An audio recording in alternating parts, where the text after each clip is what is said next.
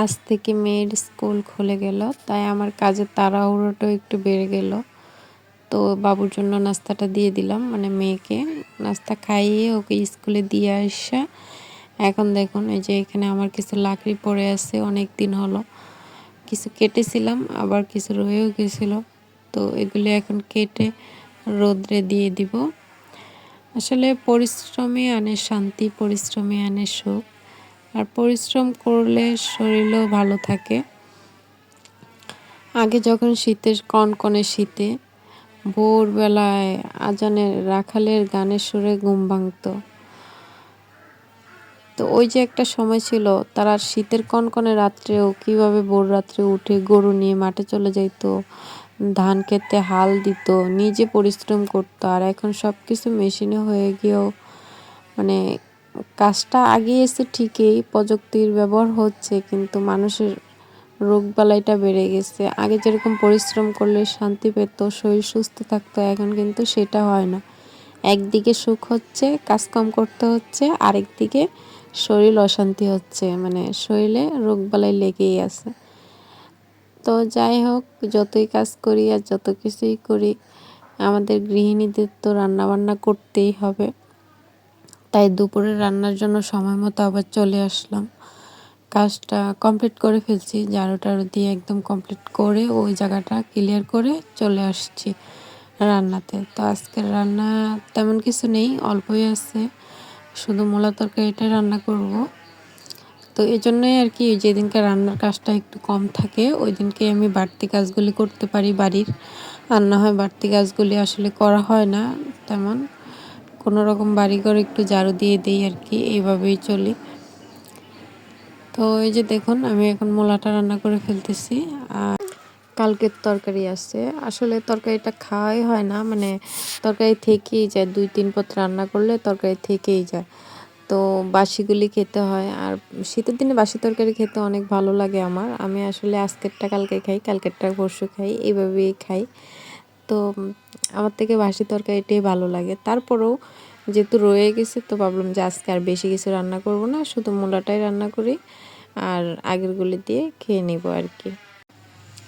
তো দেখুন আমি রান্না করতেছি, আর আপুদেরকে আমি আবার একটি কথা মনে করিয়ে দিই, যেটা প্রত্যেক দিনেই বলি, যে আপুরা একটি লাইক দিতে ভুলে গিয়েছেন ভিডিওটি দেখতে দেখতে, তো একটি লাইক এখনই দিয়ে দেন। আর ভালো লাগলে বেশি চ্যানেলটি সাবস্ক্রাইব করে পাশে থাকবেন, আর যারা সাবস্ক্রাইব করেছেন তাদেরকে অনেক অনেক ধন্যবাদ।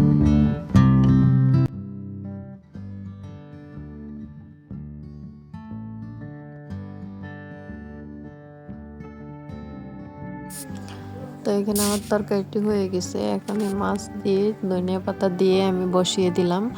এই যে কয়লার আগুনে আছে ওইটা দিয়েই হয়ে যাবে। তো যাই হোক, রান্নাবান্না শেষ, খাওয়া দাওয়া শেষ, এখন হচ্ছে বিকালবেলা। তো এই যে আমি বিকালবেলা আমার মুরগিগুলির খাবার দিলাম, তো ওদেরকে ঘরে ঢুকিয়ে দিয়ে এখন আসছি একটু নাস্তা বানানোর জন্য। আর নাস্তাটা বানাবো হচ্ছে আমি সবজি দিয়ে চাপটি বানাবো। দেখুন আমি কিভাবে বানাই। তো এখানে আমি আলু নিয়েছি, গাজর নিয়েছি, তারপর পাতাকপি, ধনিয়া পাতা, পেঁয়াজ, মরিচ, কাঁচামরিচ, এগুলি সবগুলি আমি কুচে নেব, ভালো করে ধুয়ে একদম কুচিয়ে নেব।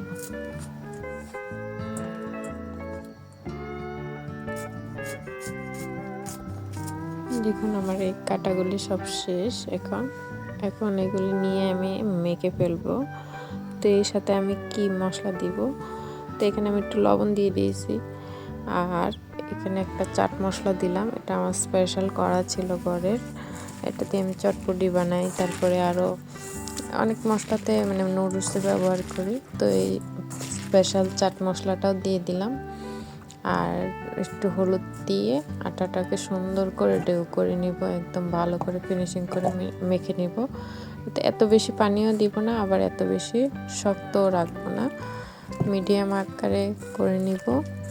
যে দেখুন আমি, আপনারা দেখলেই বুঝতে পারবেন যে কতটুকু মানে লুজ রেখেছি, আটাটা গলিয়ে নিছি, এই যে দেখুন। তা এখন আমি পাইপেন বসিয়ে দিব, আর পাইপেনের মধ্যে একটুখানি তেল দিব, সামান্য অল্প একটু তেল দিব, দিয়ে তারপরে আমি আটাটা দিয়ে দিব আর কি। আর আমার মেয়ে এটাকে বলে কি জানেন, পিজা। তো ও তো পিৎজা দেখে যে সবজি দিয়ে বানায়, আর আমি ওই চাপটিটা এমনি বানাই। তো ও বলে যে পিৎজা খাবে। তো ও আমাকে বলতেছে যে আম্মু তুমি আমাকে বানিয়ে দাও পিৎজা সবজি দিয়ে। তো ওর জন্য আর কি আমি এইভাবে বানিয়ে দিচ্ছি, এই আর কি।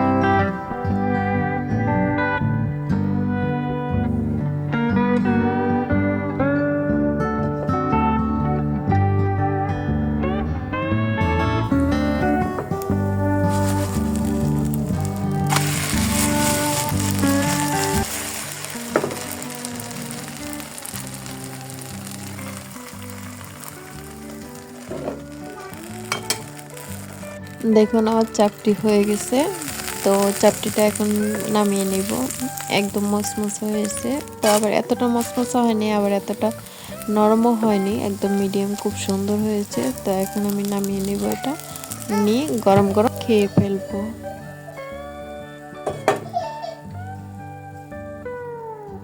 খুব মজা করে খাচ্ছি আমরা, আর মেয়েও খাচ্ছে।